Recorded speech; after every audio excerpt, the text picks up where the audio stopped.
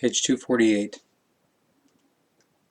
Human beings still bestially annihilate each other because the erroneous religion forces them to this. And how erroneous must a religion, which unfortunately is also presented as a quote, spiritual direction, be when it has to fight for, spread, and enforce its teachings and their spreading with precious human blood in bloody wars and with murder and manslaughter? How mightless, miserable, and mean must such a God really be, who let his own creations be massacred in this manner for his sake? Or is it not the case, after all, that the human beings who were called God in ancient times were simply just human beings, and that in later times some might-greedy leaders of people, mighty ones and charlatans, made them into a creational God, thereby scourging and tormenting the people and plunging them into unfortune and misery? The cognition of this is very easy to comprehend. If there was a God, as the religions see and call him, then there would be only one single unified religion on the entire earth, namely the religion of God. There would therefore be no Confucianism, no Islam, and no Hinduism, no Buddhism, and likewise no Christianity. Nor, however, would there be many other religions as well that are not named here, and the Christianity could never have so gruesomely gotten very badly out of control of the good human nature, which, with its religiously insane spilling of blood in wars, deceitful murders, and persecutions, has staged the most terrible human slaughter in the history of the world.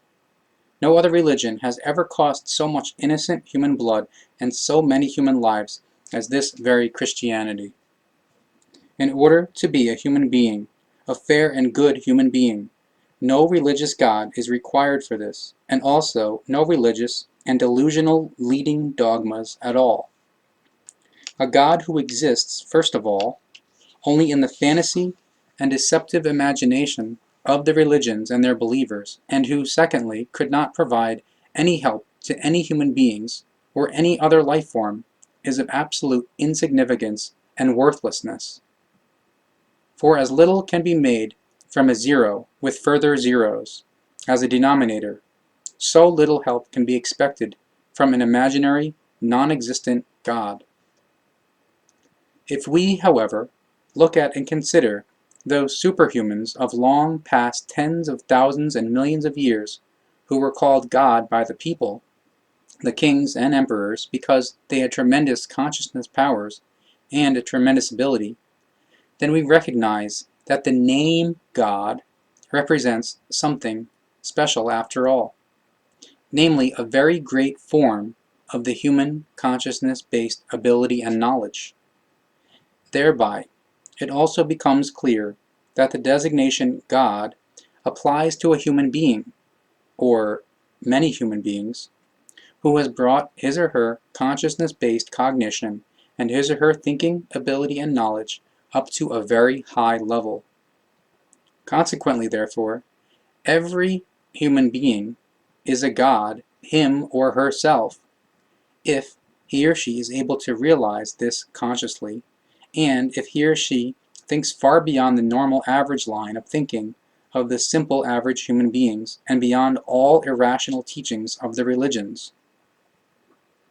So therefore, when the human beings are God themselves, in the truest sense of the word, when they strive for truth, knowledge, wisdom, and love, and develop everything in themselves to the highest measure, then they also determine their own life and thereby their spiritual and consciousness-based evolution in accordance with the creational laws and recommendations in following of the brazen regulation resulting from them. He or she, the human being, thereby determines their way of life, their destiny, their health, their entire evolution, and their entire ups and downs in the course of their entire earthly lifespan. Alone, their thinking and their will resulting from it are necessary for this, and the cognition that the human being, him or herself, is God, and is solely subject to the all-highest authority of creation. When the human material body dies, then the spirit indwelling within it removes it like an old coat. But the spirit does not die with the body, for it only vanishes from it in order to continue to live and to continue to be active and to go its way of the evolution conditioned by the creation up until the relative absolute fulfillment. The spirit and its own activity form the so-called, quote, eternal soul, as the human being likes to express this. This never dies and will always live, but entirely different from what the Christian religion teaches, and also entirely different from what all other religions teach. Because the spirit lives according to creational laws and not according to human and extremely unreal views. There are very many and uncountable fixed creational laws and recommendations which govern the micro and macrocosm of the universe, and thus also the human spirit and its unstoppable further development in the sense of the creationally conditioned evolution up to its inevitable relative absolute fulfillment.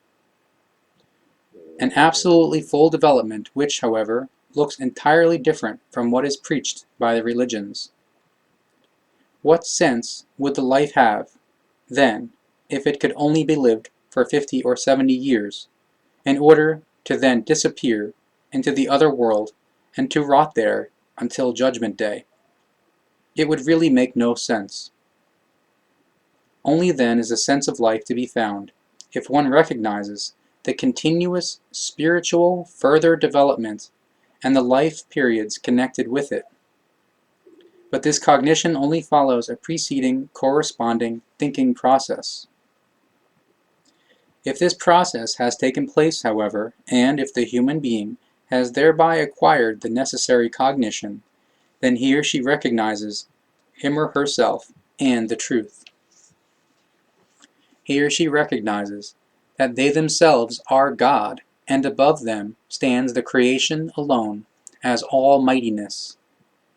Consequently, they also recognize that they can and must fight all terrible things within themselves, and that only through this can they evolve into a real human being.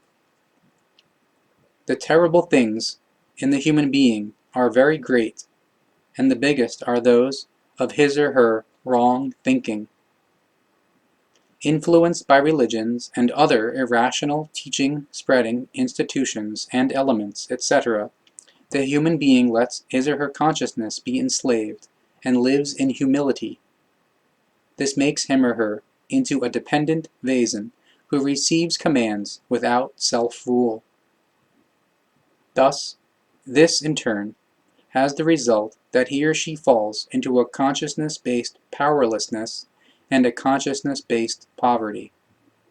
The consequences then also gruesomely express themselves accordingly in symptoms such as thoughtlessness, acknowledging the most evil irrational teachings without thinking, illness, annihilation, and destruction of their own psyche and the body.